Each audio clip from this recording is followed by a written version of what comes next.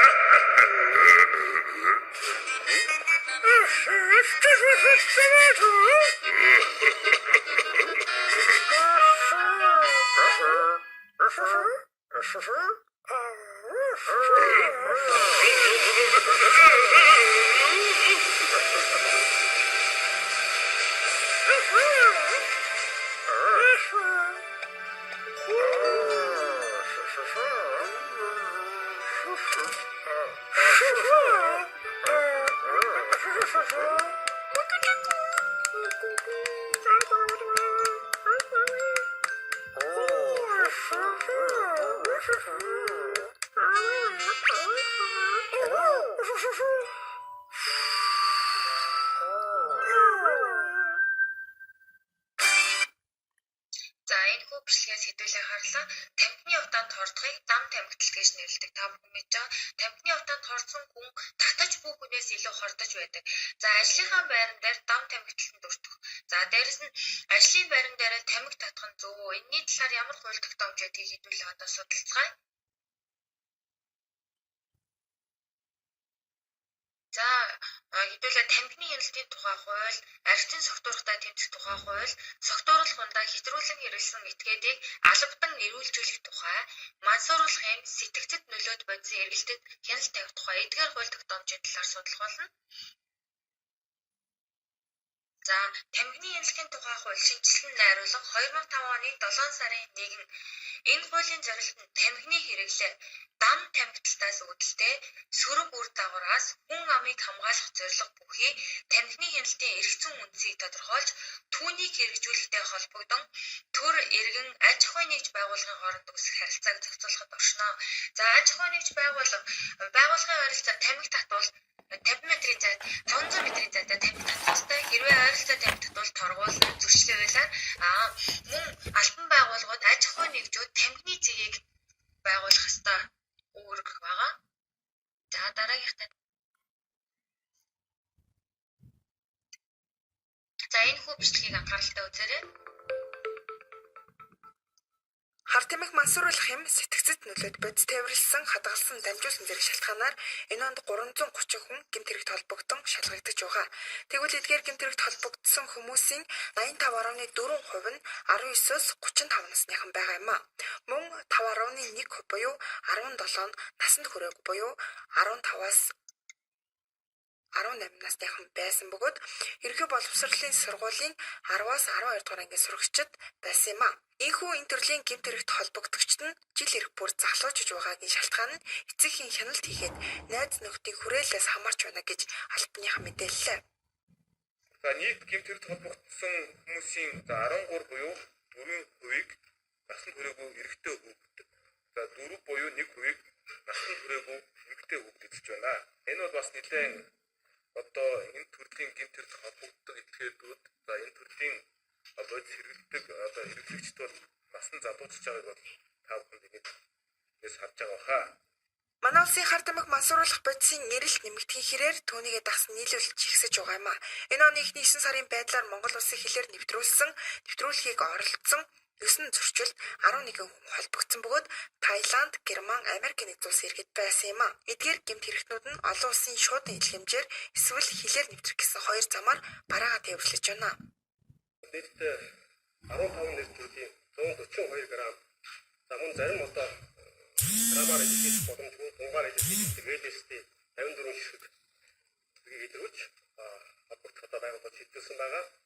2019 оны эхний 9 сарын байдлаар нийтдээ 9 удаагийн тохиолдлыг илрүүлсэн. За үүнд 4.5 кг мансууруулах бодис гараж апорт хуулийн байгуулж хэвлүүлсэн байдаг. Хар тамхи мансууруулах бодис тээвэрлсэн, хадгалсан, дамжуулсан бол ял шийтгэл хүлээдэг бөгөөд манай улсын 45 эрхэн энэ шалтгаанаар гадаад ял эдэлж байна. Эдгээр хүмүүсийн 44 нь бүгд наримдах Хятад ард улсад, нэг нь Словак улсад хоригдож байгаа бөгөөд ихэнх нь ялын дээд хэмжээгээр хоригдож байгаа юм а.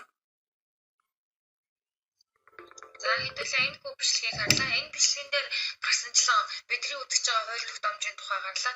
Мансууруулах бодисыг хилээр гаргах. Мөн мансууруулах бодис тээвэрлэх нь хориотой байд юм байна. За Монгол улсын эрүүгийн хуулийн хүн амын эрүүл мэндийн эсрэг гэмт хэрэг үйлдсэн үед хүлээлгэх хариуцлагын тухай хуулиас 192 дугаар зүйл мансууруулах буюу сэтгцэд нөлөөлөх юм бэлтгэл бодисыг онц их хэмжээгээр насан туршаагүй хүн оролцуулж давтан үйлдсэн, урьдчилан үгсэж тохиролцсон буюу зохион байгуулалттай бүлэглэл үйлдсэн бол 10-аас дээш 15 жил хүртэлх хугацаагаар хорих ял шийтгэн гэж байгаа. За ийм хууль тогтоомж байдаг юм байна. За Монгол улсын мансууруулах бодисын тухай конвенцэд 1990 онд сэтгцэд нөлөөлөх бодисын тухай конвенцэд 1999 онд мансууруулах болон сэтгцэд нөлөөлөх бодисын хууль бус эргэлтийн эсрэг нэгдсэн үндэсний 1988 оны конвенцэд 2001 онд тус нэгдсэн юм байна. Ингээ Монгол улсын эрүүгийн хуулийн насан туршаагүй хүнийг мансууруулах үйлдэлд татан оруулсан тохиолдолд хүлээлгэх хариуцлагын тухай хуулиас 115 дугаар зүйл. За сая бид нар бичлэгээр харсан. Мансууруулах юм сэтгцэд нөлөөлдөг бодисыг одоо хилээр нэвтрүүлвэл ямар ял шийтгэл байдгийг энийг хил гайлаар нэвтрүүлж болдгийм үү гэдэг талаар хууль тогтоомж байна. За мансууруулах төрлийн бодисыг борлуулах зорилгоор хууль бусаар бэлтгэсэн, олж авсан, хатгалсан, тээвэрлсэн, илгээсэн, борлуулсан бол 5-аас 8 жил хүртэлх хугацаагаар хорих ял шийдэгдэв юм байна. Тэгэхээр ямар нэгэн шуудангаар, илгээмжээр, за агаарын болон газрын тээвэрлэлээр энэ мансууруулах бодис илэрх юм бол тухайн хүн маань ял шийтгэл хүлээх юм хуулийн хариуцлага байд юм байна. За энэ бүх бичлэгийг үзээрэй.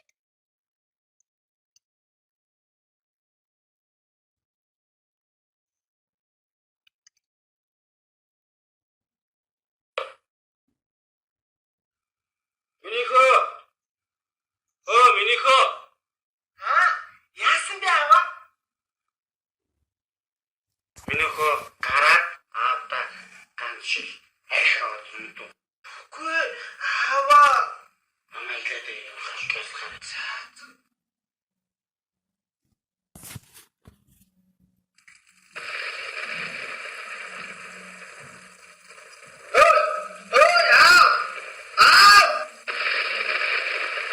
Гэхдээ ганц шилэн өгчдөггүй.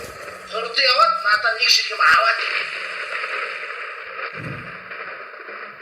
Та бийж бол. Харин таны хойч хэн байх вэ? За хэдүүлээ архитект мансуурлын эсрэг хуульдагтор.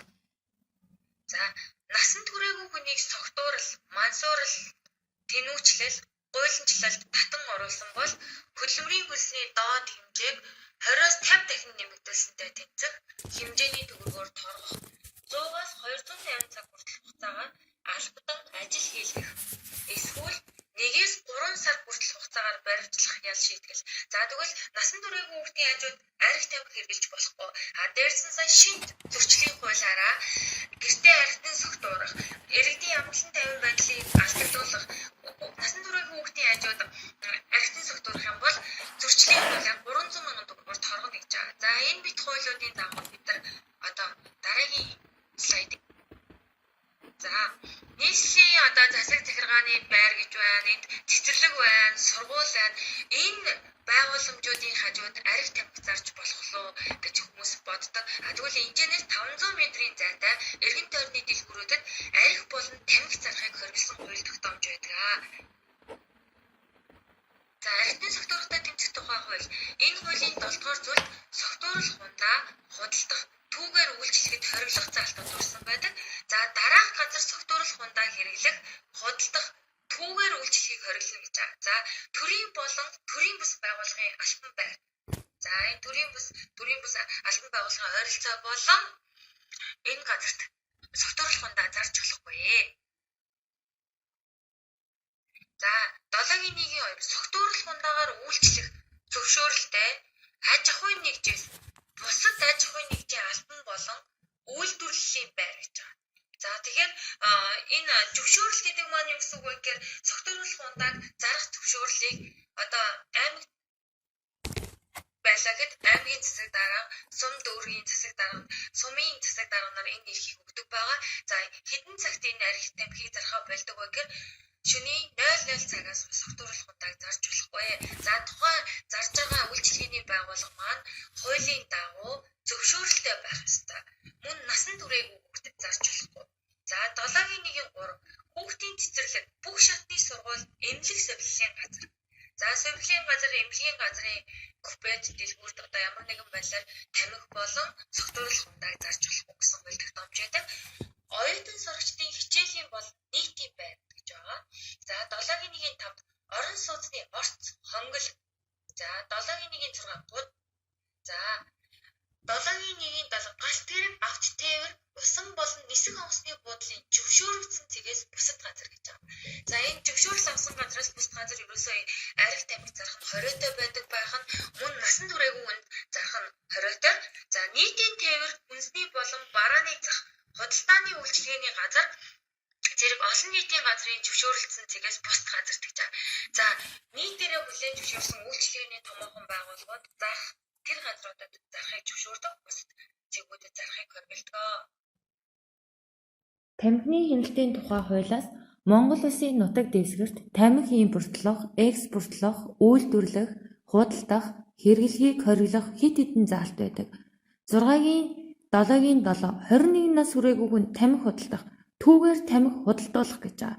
Тэгэхээр 21 нас хүрээгүй хүн хэрвээ худалдааны байгууллагад ажиллаж байвал түүгээр тамхи заруулах, худалдаалуулахыг хориглох юм байна. 21 настай хүнд мөн тамхи зарахгүй, архи зарахгүй.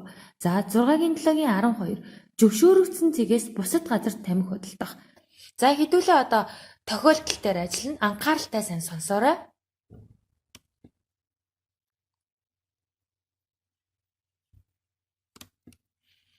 Б20 настай тэрээр сургуулаа төгсөөд ихтэй сургуульд орж чадаагүй. Ажилд орох гэхээр мэргэжил эзэмшээгүй тул хий дэмийл хотоор сэлгүүцэж өдрийг өнгөрөөдөг. Нэг өдөр Б багын найзтайгаа тааралдаж хууч хөрчээ. Найз нь түүнийг ажилгүй уйдаж байгааг сургахоор ашиглаж найз нь чамайг ажилтай болгож өгье. Чи миний найзуудад элгээмж хүргэж өгөөд л мөнгөтэй болно гэж хэлжээ. Бэж ажилтай мөнгөтэй болох нь гэж баярлаад шууд зөвшөөрөв. Маргааш нь тохиролцсон ёсороо найзтайгаа уулзахаар очиход тэрээр буудалтай зүйлүүдийг задалж үзээд энэ хар тамхи байна гэд баривчилжээ. Дээрх тохиолдолд хэдүүлээ одоо дүн шинжилгээ хийцгээе. Б хуулийн хариуцлага хүлээх үү? Мэдээж хүлээн. За ямар буруу үйлдэл хийсэн бэ? Б зарх хориотой мансууруулах бодис илгээмжээр хүргэсэн. За дээрэс нь хийж буй ажлаа өөрөө нэгтэл шалгаагүй уламнаас бусдын гар хөл болж Б мансууруулах бодисыг бусдад илгээсэн учраас энд буруутай үйлдэл хийсэн. За дараагийн тохиолдлыг хэдүүлээ уншия. Анхааралтай сайн сонсороо хүүхдүүдээ. Б хар тамхи хэрэглээд хэдэн сар болж байгаа. Тэрээр нэг өдөр мансуураа сууж байхад нь хөрш айлынх нь 12 настай хүү орж ирээд таны бие зүгээр үү гэж асуухад зүгээрээ ах нь жаргалтай байна. Яагаад жаргалтай болсныг чи мэдхүү гэж асуужээ. Өсвөр насны хүү болохоор ихэд сонирхон яаж жаргалтай болсон бэ гэж асуужээ. Тэгтэл Б чи үүнийг сороод үзтээ гэд татаж байсан тамхиа өгчээ. Б ямар буруу үйлдэл хийсэн бэ? За Б мэдээж тамхиг өсвөр насны хүүхдэд мансууруулах бодис өгсөн. Өсвөр насны хүүхдийг мансууруулах бодис уруу татсан гэмт хэрэг үйлдсэн байна. За 12 настай хүүхэд татгалзах чадвартай болов. Мэдээж татгалзах чадвартай. Сургууль дээрээ гэр бүлдээ мэдээллийг хангалттай авж байгаа. Дээрэс нь 12 настай хүүхэд маань тамхи хэрэглэж болохгүй гэдэг мэдлэг мэдээлэлтэй байгаа. Тэгэхээр энэ хүүхэд маань тамхи татаж болохгүй гэдэг зүйл дээр татгалзах чадвартай гэж үзэж байна. За гэрийн даалгавраа тэмдэглээд аваарай хүүхдүүдээ. Сурах үеийн хуудас 52-оос 54-ыг уншиж тэмдэглээд дасгал 1, 2, 3-ыг хийн. За хүүхдүүдээ амжилт хүсье. Хичээлээ сайн уншаад даалгавраа сайн хийгээрэй. Баярлалаа.